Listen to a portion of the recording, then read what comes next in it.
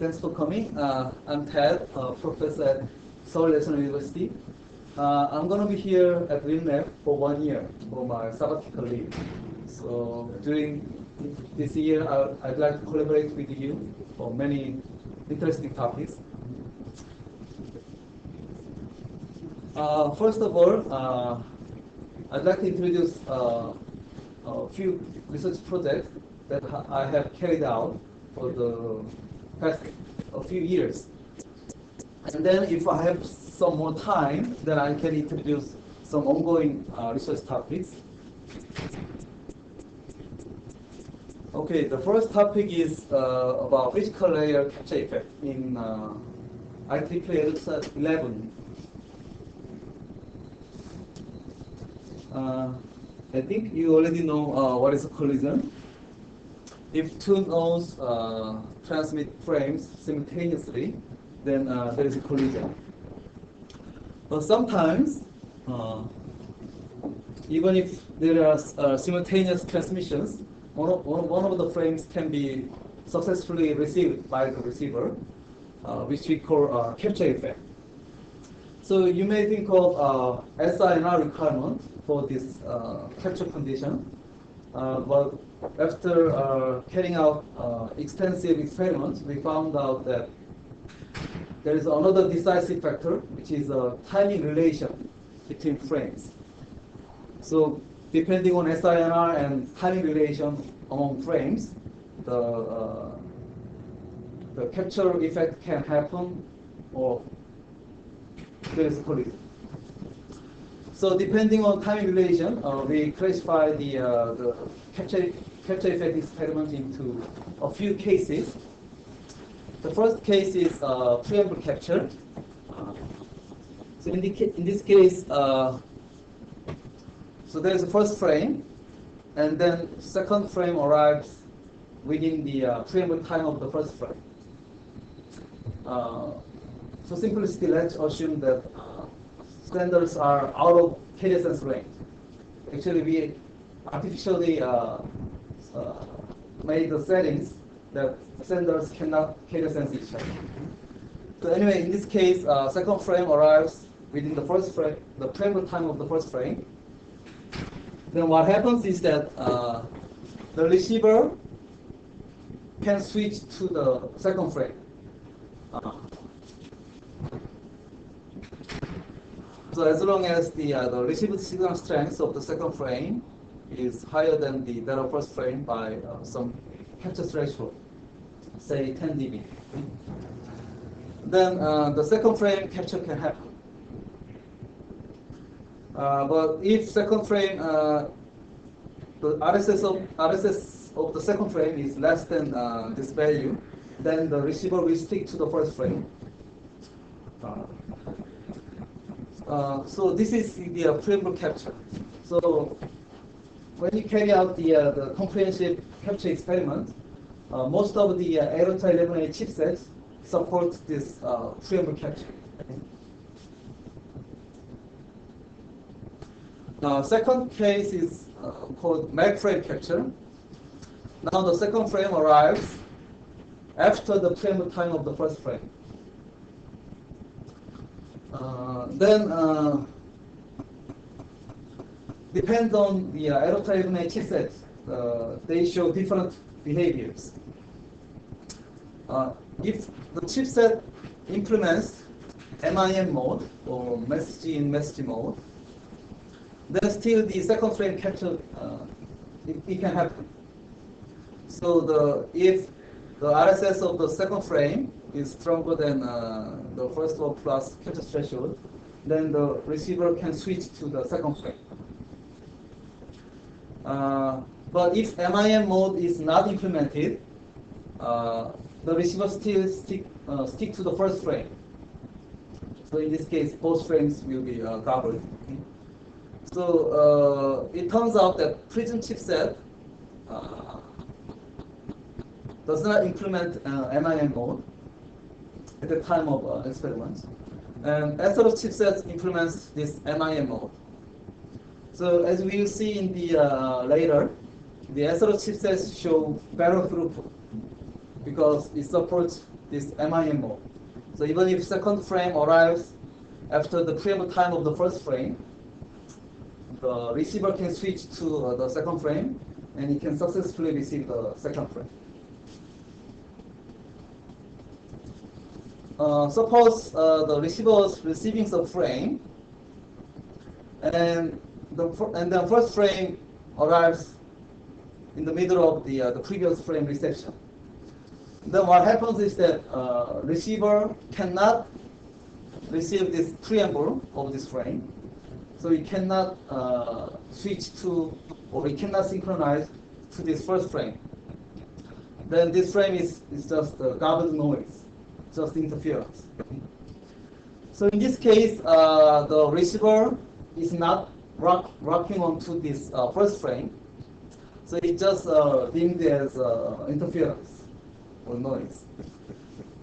So then it's just the SINR requirement applies to this section of the second frame, because the receiver is in idle or sensing state. It's not in receiving state in the case 2. So MIM mode is not needed anyway. So based on our comprehensive experiment about the capture effect, we presented how to modify the current simulator, like NS2 or Quanlet. So at the time of our research work, the Quanlet 3.9.5 was the most latest version.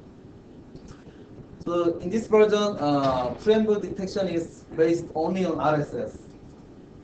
But in reality, the real 802.11a chipset consider both RSS and also SINR. And in Quanlet simulator, carrier sense threshold is set to equal to receiver sensitivity, which is the minimum RSS value to receive the frame correctly. And Quanlet supports only first frame capture. So receiver always sticks to the first frame. So even if the second frame arrives with strong power, much stronger power, the receiver always sticks to first frame. But our model considers some other options, considering the real 802.11a chipset. For instance, carrier sense threshold. In real chipsets, for instance, SNU chipsets, CS threshold is set to RX sensitivity plus 10 dB. But in 802.11a standard, which is most aggressive, set the carrier sense threshold equal to receiver sensitivity plus 20 dB. So it's very aggressive. And also, real chipsets support second frame capture, but depending on chipset, MIM mode is implemented or not implemented. So, so we carry out some simulations based on the new capture models for physical layer behavior models. So we enable ARF, RTCTS is disabled. So file 0 is the current column model 3.945. In file model 1, we only modify the preamble detection mechanism. So not only RSS, but also SINR is considered to lock onto the incoming frame. File 2 is the prison chipset, so only preamble capture is supported. File 3 is the SNU chipset, so max frame capture model is supported. In outdoors, we set the patch loss exponent as 2. So signal power is relatively slowly decaying. So which means that there are not so many hidden nodes in interference.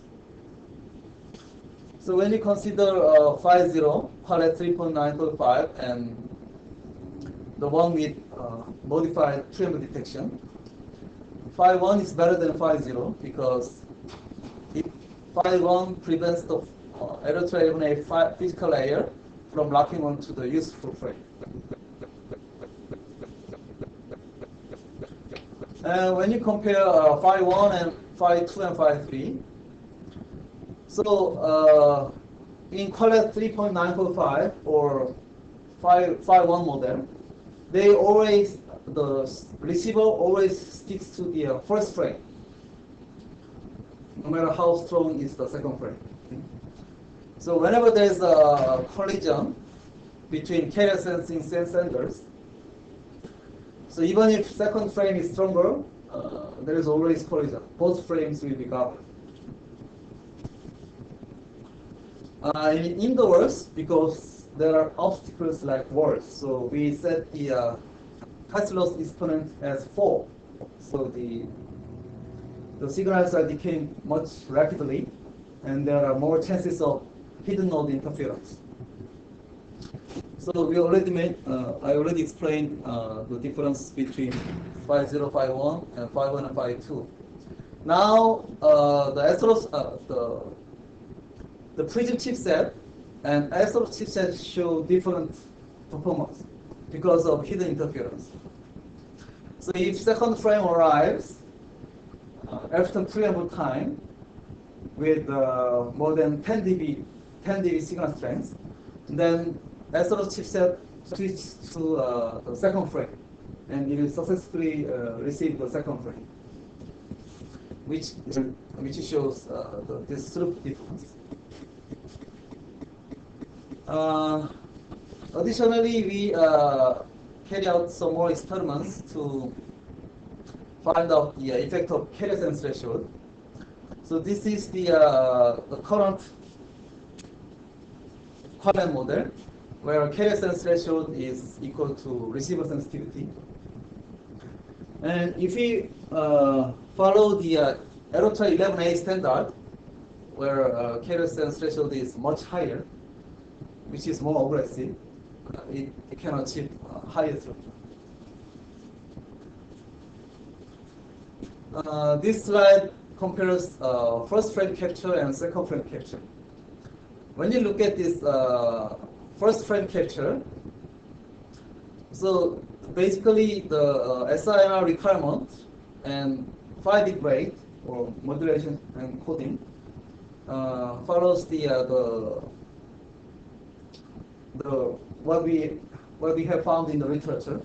As phi rate increases, SIR requirement becomes higher. As for the second frame capture, second frame should be stronger than the first frame, at least by 10 dB. Because in order to make the receiver switch to the second frame should arrive at least 10 dB higher.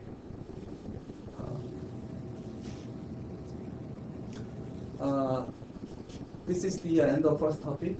Any questions about the physical layer? So, given that the locking onto the stronger last signal is sort of like a hardware deficiency in the earlier generation of cards, why would you be interested in sort of like implementing that into a simulator, hoping that the new generation of cards will always lock onto the stronger? To reflect the real chipset behaviors. We won't have it.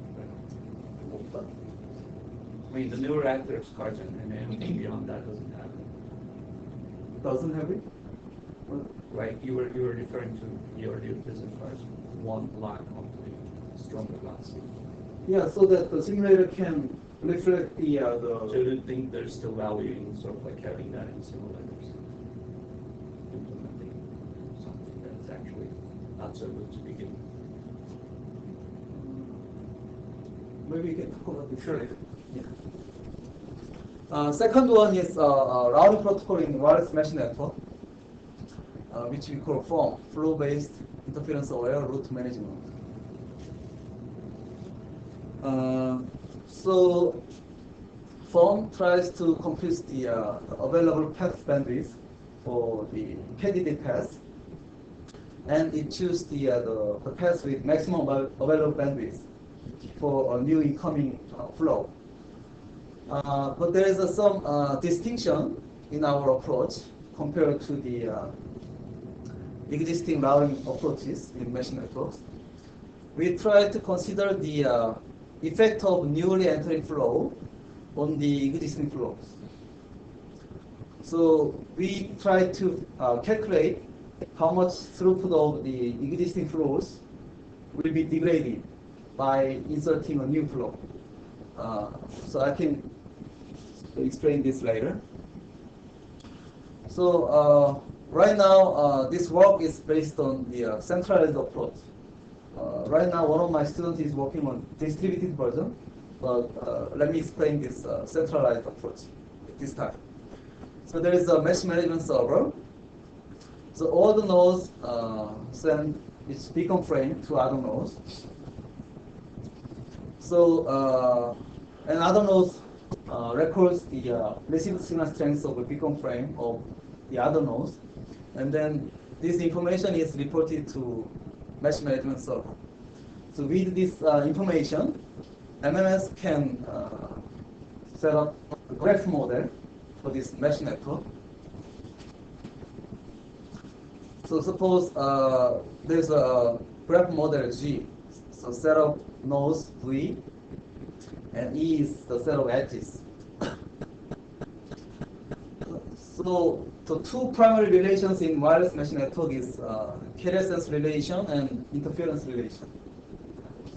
So if node J's transmission differs node I's transmission, then Sij is higher than 0. Sij is between 0 and 1. If it is 1, then J's transmission always differs node I's transmission. If Sij is 0.5, node J's transmission will differ node I's transmission with the probability 0.5. So after we measuring mesh network performance, there are some gray zone between 0 and 1 for both carrier sense and for both interference.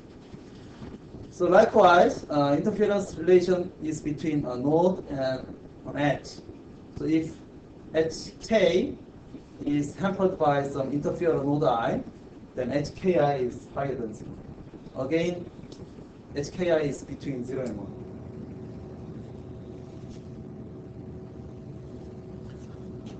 And also we need traffic information for how much traffic is delivered for each existing flow. So when a new flow arrives at this mesh network, MMS selects the best path. The path with the maximum available throughput, and inform the source about this the chosen path. So it's kind of source routing.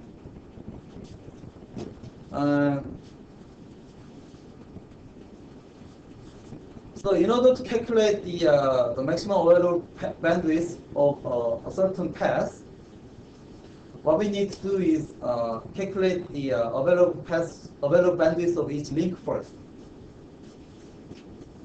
And then we're going to take the minimum for the path bandwidth. So in order to do that, so in order to calculate the available link bandwidth for a certain link, K, from node A to node B, we introduce a notion of airtime. So if there is no traffic at all, then the available airtime is 1, the full link capacity. But of course, there are already ongoing existing flows. So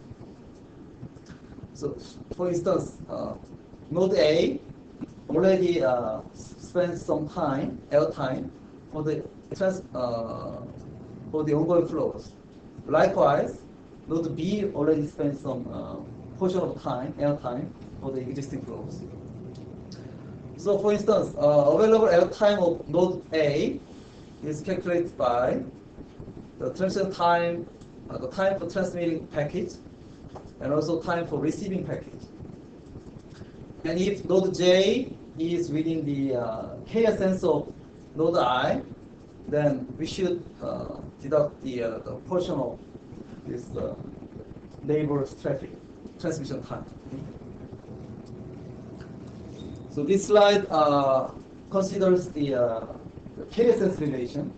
and transmission time and reception time for ongoing traffic for a particular edge. And then we have to consider interference. Suppose node I is a potential interferer for this particular edge or link K. Then from the value in the previous slide, we have to reduce the portion, interfered portion for a particular node I. So in this way, we calculate the carrier-sense relation and the interference relation among nodes and edges. And finally, suppose this is the routing path for a new flow, then we have to consider intra-flow contention of the package in this new flow. So using this contention graph and click, we calculate another step. So far, form takes a little bit similar approach to the existing routing approaches in mesh networks. The interesting part is in the second version, form plus. So here we want to calculate to quantify the effect of new flow x prime on the existing flows. So fx minus, suppose there is already an ongoing flow x, and fx minus indicates how much throughput of flow x is reduced by this new flow x prime. So in form plus, if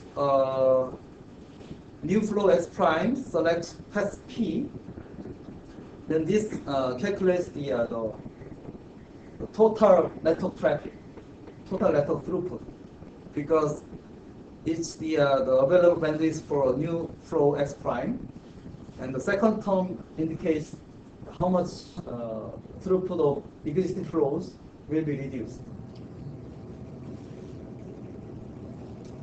So depending on the QS policy, we can choose form or form plus, or we can extend form plus to ensure some fairness index.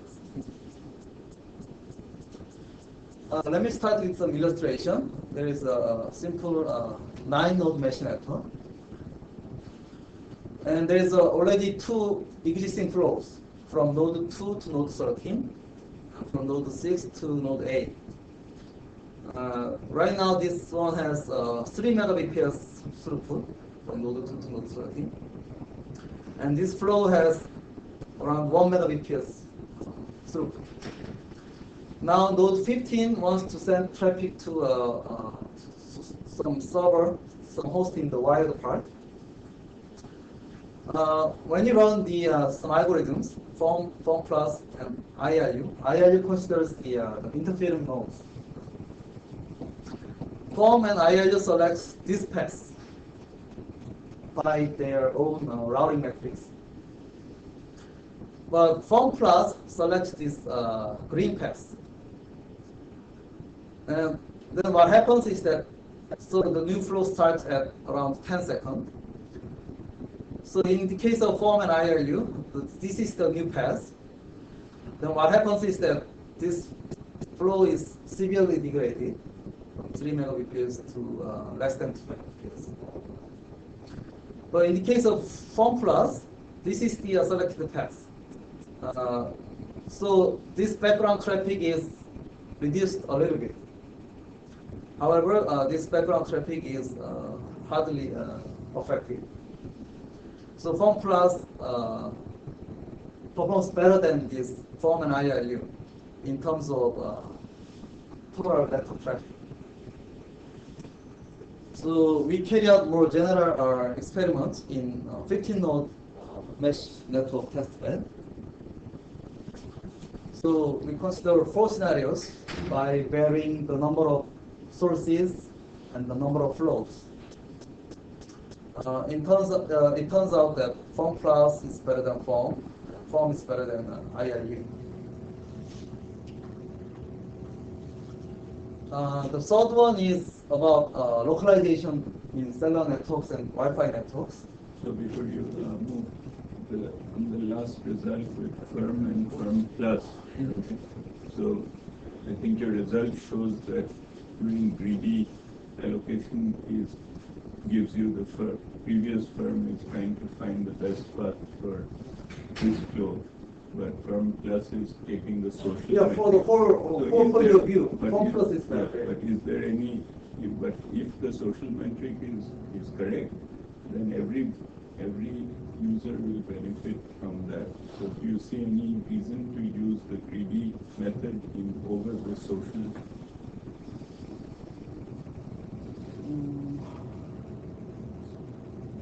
So from our result, this firm plus routing, which considers all the traffic of flows, is better than the greedy approach. I'm not sure whether it can be generalized to other routing protocols, but I think the point here is that we should consider how much throughput of existing flows will be degraded by this new flow. I think that's the main. Yeah, I think it's a good result because it's an important requirement that when you add the new flow incrementally, we should try to look at the overall social goodness. So this you implemented this? Yeah. Yes, but right now, one of my students is working on distributed version of this form and form. So this one is about localization. Network-based localization refers to localizing a handset from the location information of the reference points around, like base stations in cellular networks, access points in Wi-Fi networks. And RSS from the reference points is crucial in network-based localization.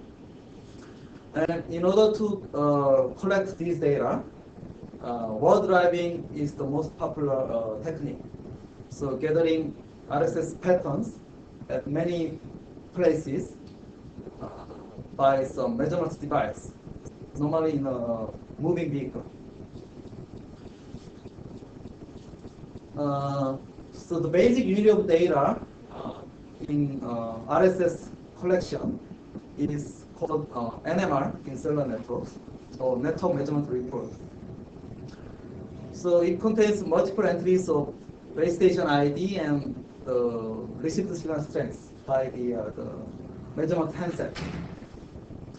Originally, NMR is designed to support handoff, but it also used in localization.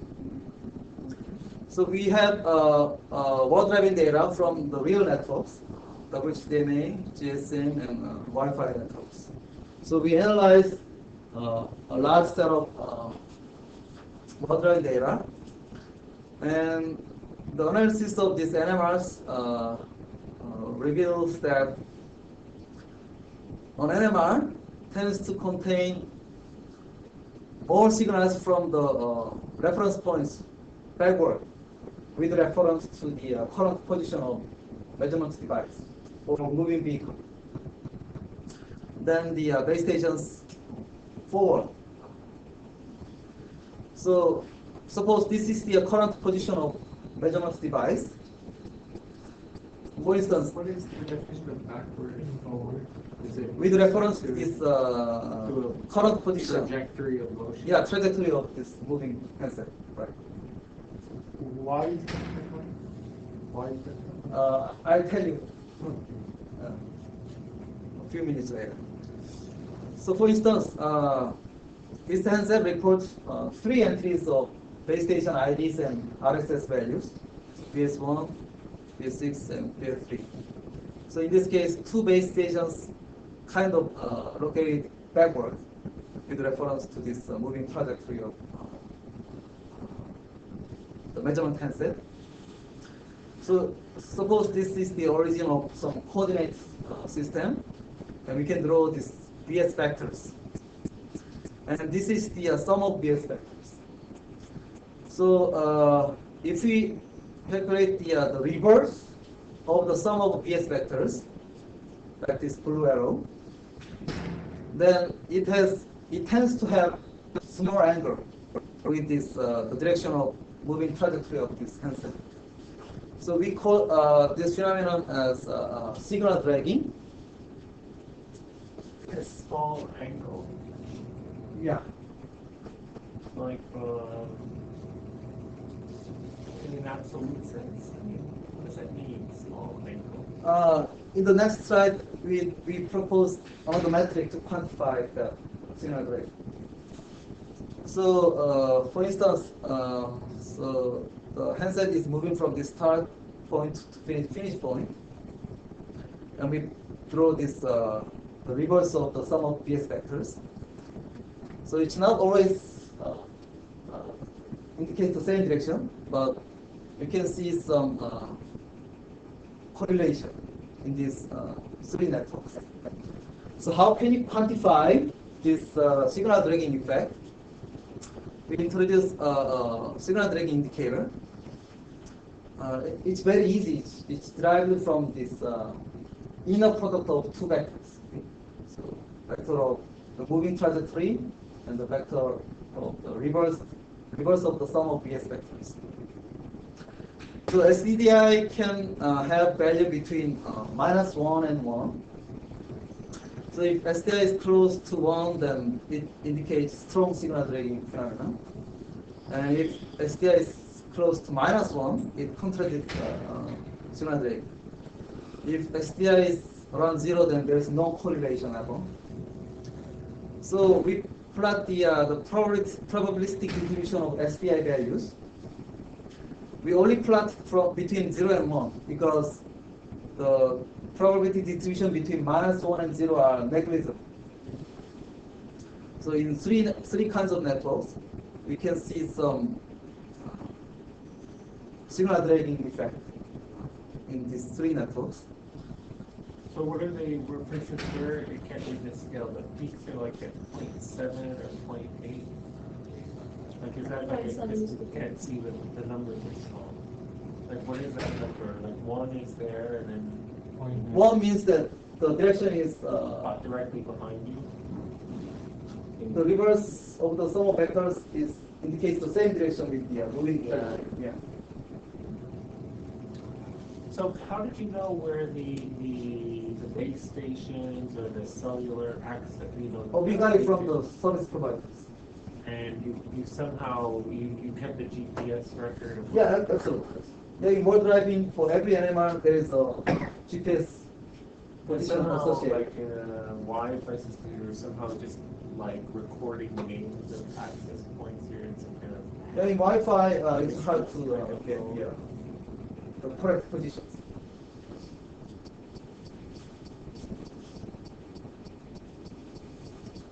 So what causes this signal dragging effect? In cellular networks, there are a few kinds of sets, base station sets. Active, candidate, neighbor, remaining. I'll not go into the details, but let's say that active BS set and candidate BS set contain the base stations close to the current position of the handset. The neighbor and remaining base station sets contain base stations which can be a little bit distant from the current position of the handset. And it turns out that in NMRs, sometimes there are outdated RSS values of base stations are reported to the application or to some server, which causes the signal dragging. In Wi-Fi networks, Nest-Tumbler is one of the most popular word driving tools. And it turns out that it retains RSS information of a beacon frame up to 2 minutes.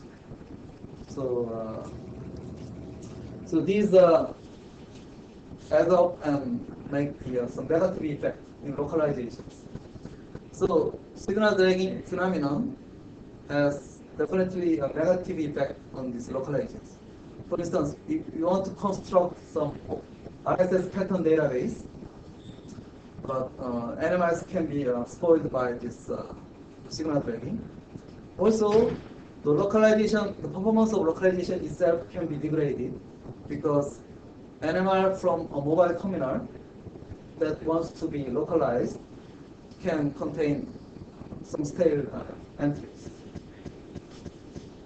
So here's what your goal here, I guess, is somehow is to use this NMR list data to establish a location. Like to use it for of the mobile device. Right.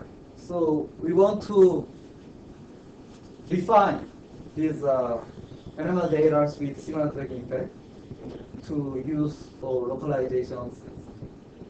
And you're saying the bias is that it tends to keep around the old ones that fell on the pile.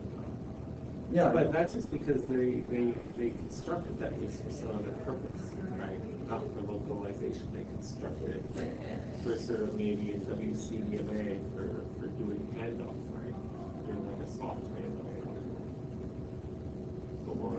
Or they That's their original purpose, right? you know, because there's, you know, like CDMA systems, it's kind of easier to keep track of the old base station. So we don't want to change the NMR algorithms or something like that.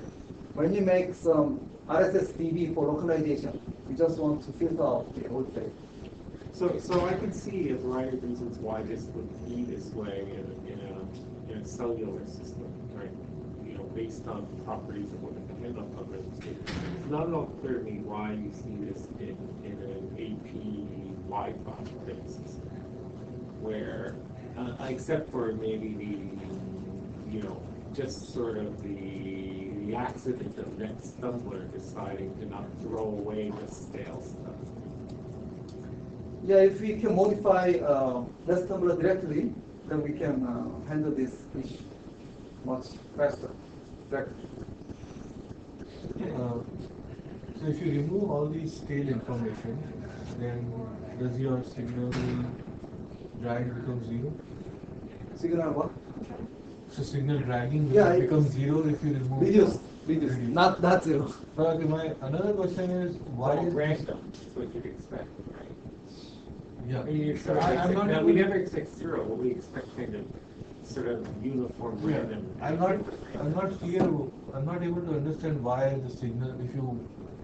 If you do the sum of vectors and reverse it, it's always facing close to the direction of the motion. It's not obvious to me why it's always that way. You see what Oh, I'm yeah, saying? but that's because they're mostly, they pick up base stations, right? And they start recording them, right? And the list is biased towards things you saw in the past because it keeps things around. So that stuff is all behind you. So you take in a sort of a random set of things around you and you add in a bunch of stuff that's behind you just because you're biased towards keeping old stuff. And the old stuff is always something. Yeah, but So then you get a thing that's biased towards pointing behind you, and then he puts a minus sign on it to make it, you know, point. but still it's not clear to me that why is the direction exactly opposite to your motion trajectory. If I'm going in this trajectory and all the base stations on my right hand side, Yeah, that can happen. Then the Yeah, sum always of the- averaging that If out. there's non-uniform distribution of base stations.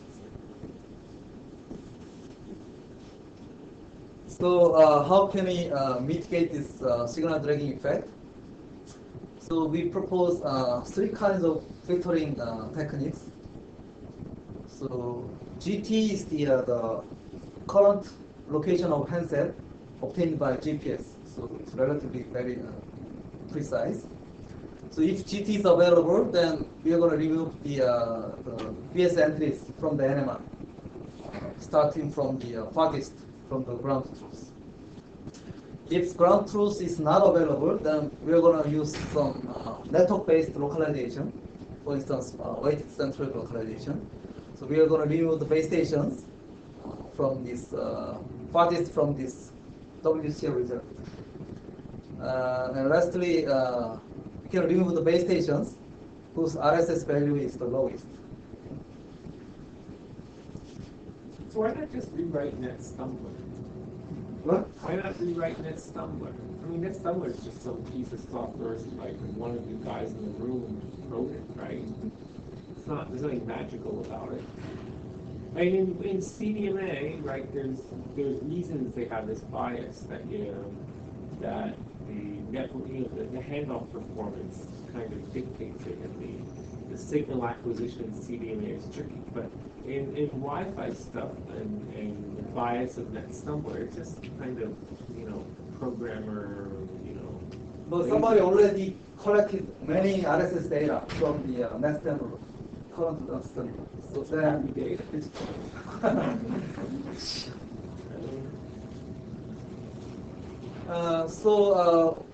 we apply these three filtering techniques to reduce this signal dragging effect. In WCDMA, all the filtering techniques show very good performance in reducing SDI. In GSM, still a notable reduction. Wi-Fi turns out to be the very difficult to reduce these SDI values, because depending on the position of access point, there's high fluctuations. Especially the RSS-based filtering technique shows no gain compared to no filtering, SDI values with no filter. Actually, I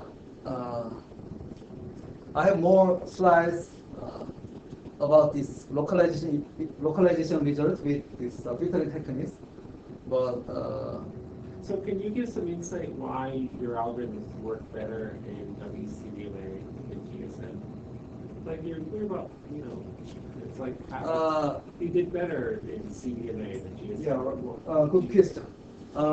Right now, we didn't get this correct data to justify our conjecture, but our conjecture is that normally WCDMA network is smaller, smaller than GSM networks. So we think that's one of the reasons this performance difference.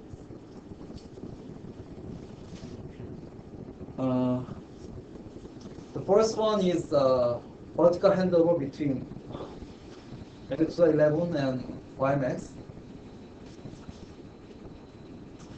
So we built a test bed where Wi-Fi access point and WiMAX femto cell base stations are integrated. So to perform this handoff and measure this disruption time, our host has Wi-Fi interface and also WiMAX modem. In the case of Wi-Fi AP, it performs both layer 2 functions and also layer 3 functions with DHCP server. And WiMAX base stations performs RF and layer 2 functions. Now we also have WiMAX ASN gateway, so which performs layer 3 functions, and also it performs signal functions like AAA, something like that.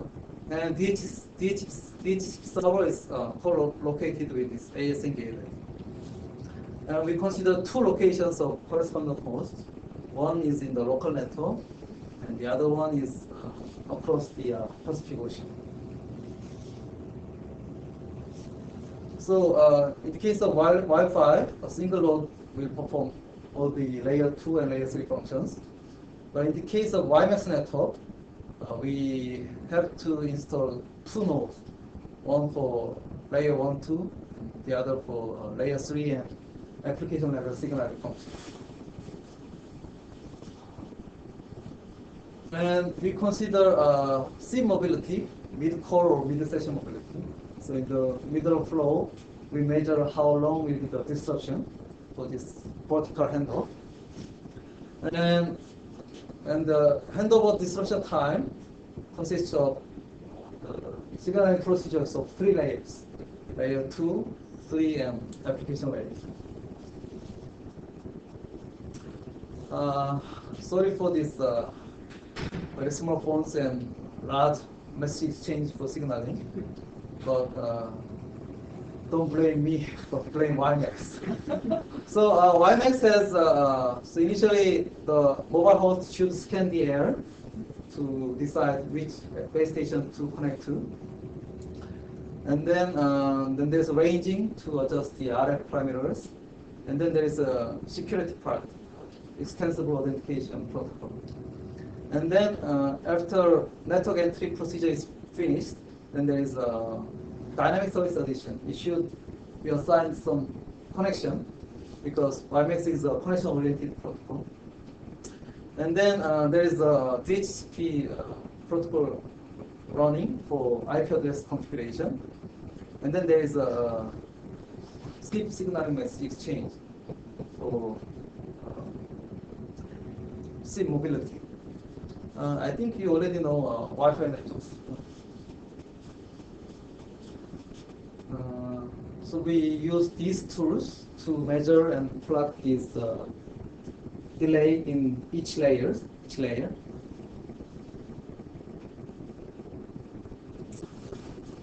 So this slide shows what happens at the how long it takes to switch to WiMAX network. The y-axis is on the order of seconds. The small box is the initial network entry procedure before EAP, authentication part. So it includes scanning, and channel descriptors, and ranging, something like that. The second box is the EAP. So it turns out that authentication takes relatively much time in handoff. And then the third box is the dynamic service addition to get a connection from the network. And then this top box is the DHCP delay. So original DHCP RFC specifies that there should be an initial random time between 1 second and 10 seconds before transmitting DHCP discover message. But it turns out that our mobile host has 5-second window for initial random time. So without any measure, DHCP has a lot of delay. It incurs a lot of delay. And this is a SIP delay. So in local, if corresponding host is in local network, there is a very small delay. But if corresponding host is far from the mobile host, it takes much longer time. So what if we set the initial random time as 0? Then it takes much shorter time for the layer 3 signaling for IP address configuration.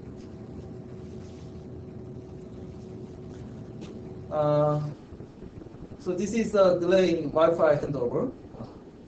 So probing takes almost constant time, 1.65 seconds.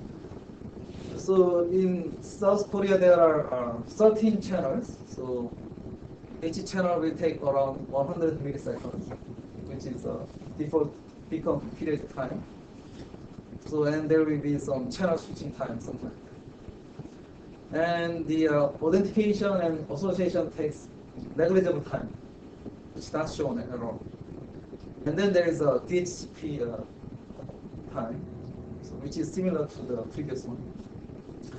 And SIP delay in wireless LAN is somewhat smaller than the SIP delay in WiMAX network, because in WiMAX network we have to be the mobile host should be assigned bandwidth to send some message to base station. So that takes a little bit longer delay in SIP signaling in WiMAX network.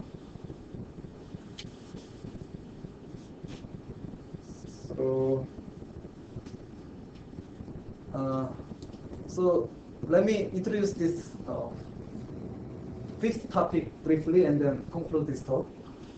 So we have some WiMAX femtocell base stations And normally, WiMAX operator has a few number of channels, but most of channels should be used for macro cells or microcells. So we assume a single cell is reserved for femtocells. Because if femtocell and macrocell use the same channel, there is already a result that the performance of both cells will be severely degraded. So we assume that a separate channel is dedicated for WiMAX femtocells. So what can we do if we deploy many femtocells densely? So first of all, there's a frequency channel. We already choose to have only single one. And then we can choose a Preamble index, which decides the cell ID and the sector ID. So assuming 3 sector systems, there are 3 sectors in each sector. So in Preamble index, there is some pseudo-random number. So whenever mobile host receives this preamble, then it can figure out cell ID and the sector number. So there are around 1,000 sub-carriers, and sub-channelization decide how we can combine sub-carriers into relatively small number of sub-channels. And partial usage of sub-channelization is the default because it supports 3 sector systems. And as the first decision criteria is whether we are going to use all the sub-channels or we're going to use 3 sector system. If we use 3 sector system, each sector can use 1/3 of the 4 channels. And then of course we can decide the transmission power. We disabled MIMO because we want to start with most basic setting. And this is the 2 femtocells, femtocell 1 and femtocell 2, about 34 meters away. And all the walls are made of steel, so there's a high decaying whenever the signal goes across the walls. And we decide 7 places to measure the RSSI values and CINR values. So we measure these values when only femtocell 1 is turned on, and when femtocell 2 is turned on, and when both femtocells are turned on. We also measure UDP throughput. The transmission power it ranges between 0 dBm and 20 dBm. So we start with minimum transmission power. So the diamond line is when only femtocell 1 is turned on, and the rectangle line with the rectangle point is when only femtocell 2 is turned on. And this blue line is when both femtocells are turned on. So this is RSSI values for these 7 points. So there's nothing surprise here. And this is CINR. So in point 3, this is a cross point of the CINRs of 2 femtocells.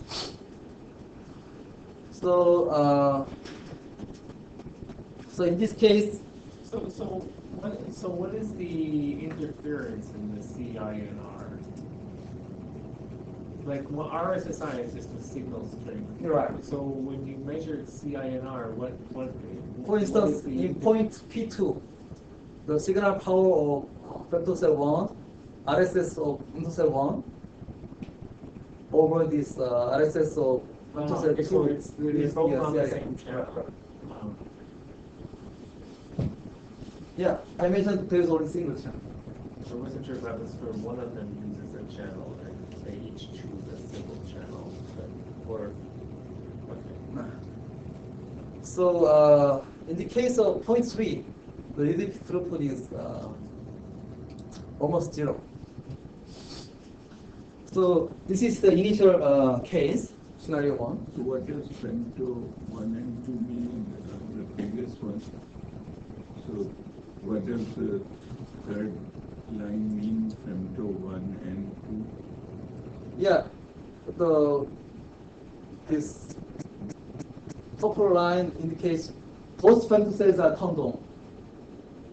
Okay, and both are communicating with number 3 or? No. The handset just choose the best one.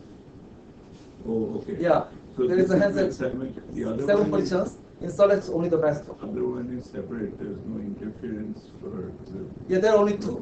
There are two femtocell base stations and only one handset.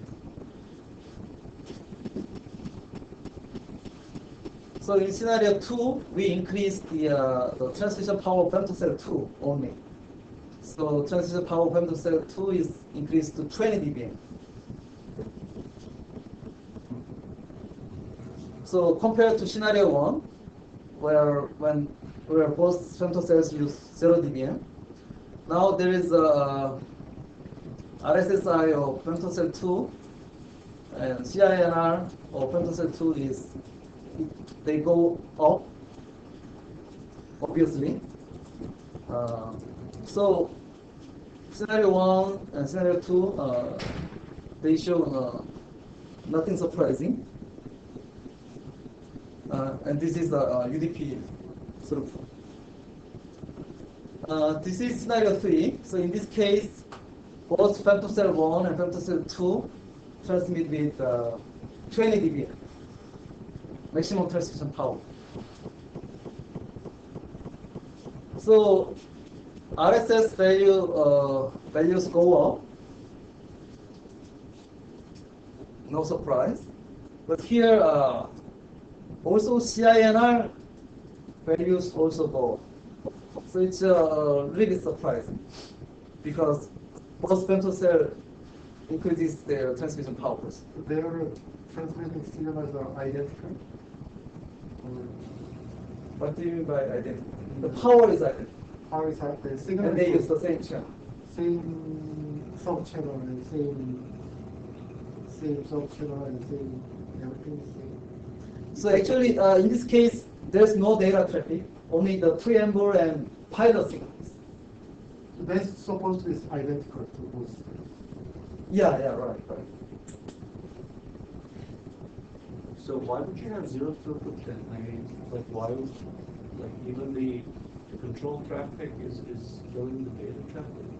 Once you have both on, at a certain point you have zero throughput. Why is that the case? So your handset is picking up one. So CINR is 2-4. So it's refusing to begin a transaction. Excuse me? So how, like, I mean, so there's no traffic for one, but the other, right? So once you download, what is interfering with that download? Why is CINR is? So only preamble, there's preamble doesn't matter. Only pilot symbols will make interference from the other countries. So in your iPerf test, what is the peak achievable bit rate if you have only one base station on? What is the peak rate, physical rate?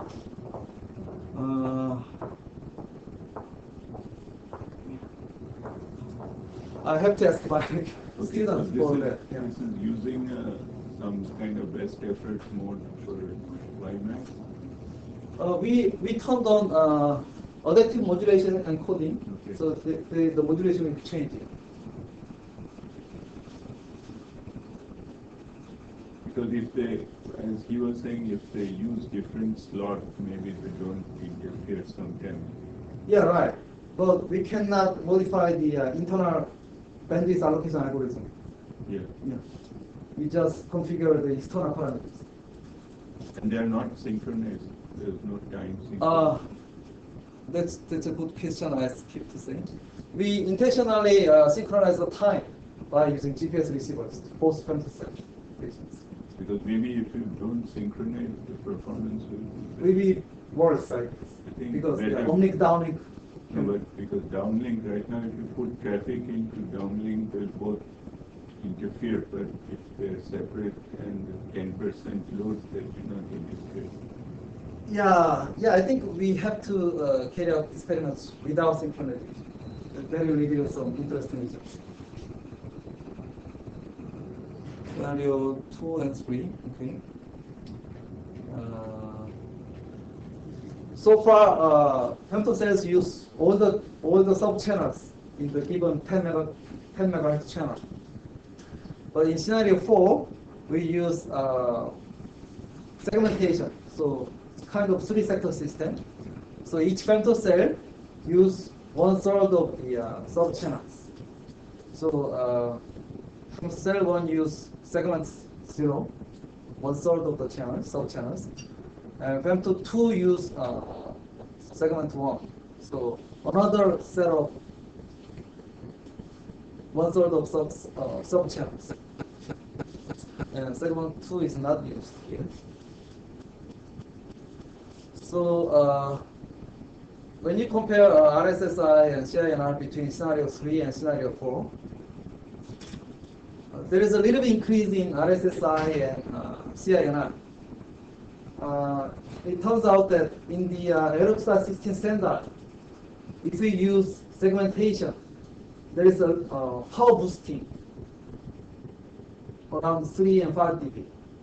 So it matches with the current Aeroxar 16 standard.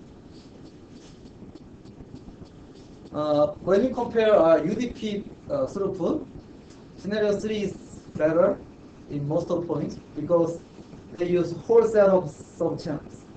But in scenario 4, because of sectoring, each femtocell use only 1/3 of the sub-channels. So that's why the maximum performance is poor in scenario 4.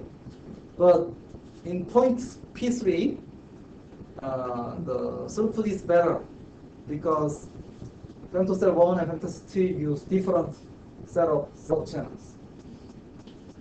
So still, there are many things to clarify. These are just preliminary results, but I'd like to introduce you because Mohammed femtocell is a very interesting topic. So let me stop here. For the other topics, maybe I can get another chance to talk about. Thanks for listening and questions.